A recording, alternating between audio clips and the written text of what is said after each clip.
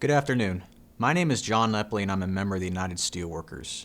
I want to spend this segment of the training talking with you about handling grievances. Every couple of years, unions sit down with their employers and negotiate a set of rules and expectations for the workplace, which is known as a contract. Contracts, however, just don't enforce themselves. This is where the union stewards come in. You educate your members about the contract, and if a violation occurs, the union can file a grievance to protest an action by management and demand that management fix the problem at hand. This is what distinguishes union workers from non-union workers. Non-union workers can complain about things to their employers, but they're not always protected, and the employer doesn't even have to listen to them. Union workers with a grievance procedure, on the other hand, have a voice in their workplace.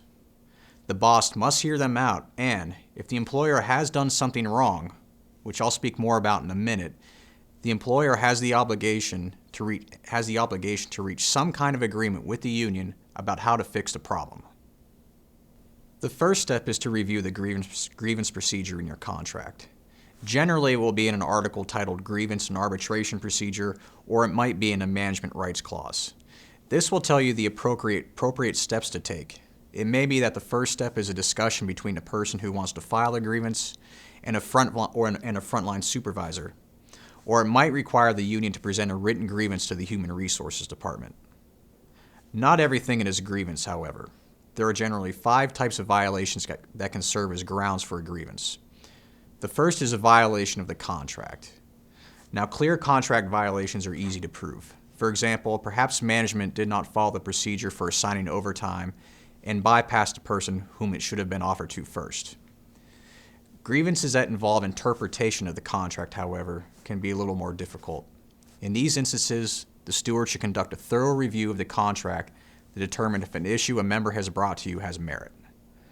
The second type of violation that can be grounds for a grievance is a violation of the law. Most actions by management which violate a law can be the basis of a grievance. Of course, it depends on the situation, but laws like the Occupational Safety and Health Act or the Family and Medical Leave Act are designed to protect workers, so any violation of these laws will violate some part of the contract. The third type of violation is unfair treatment. Unfair treatment by the company is usually covered in the contract, although once again the language or section may be very general in its language. Generally, these clauses are concerned with intimidation, working conditions, or disciplinary action. The fourth type of violation is when management violates one of its own responsibilities. Employers have an obligation to provide safe and healthy working areas. And so health and safety issues and working conditions are areas where problems usually occur and over which grievances are often filed, and we charge management with a violation of its own responsibility. For example, a broken window or a leaking roof which exposes a worker to unsuitable weather could be the basis of a grievance charging management with a violation of its responsibilities. The last type of violation is past practice. No contract describes every practice at work. In general, past practices are unwritten customs that are not included in the contract. To be binding, though, a past practice must be recurring. It must deal with the same type of situation and must be accepted by both parties either explicitly, which means it was accepted verbally or in writing, or it was accepted implicitly, which means neither side has ever objected to that kind of practice. Also, the practice must have existed over several contract periods and be openly accepted and not challenged as improper. So when you're acting as a steward, there are going to be times when members come to you with issues that you know right off the bat you will not be able to file a grievance on. There's just no violation at all.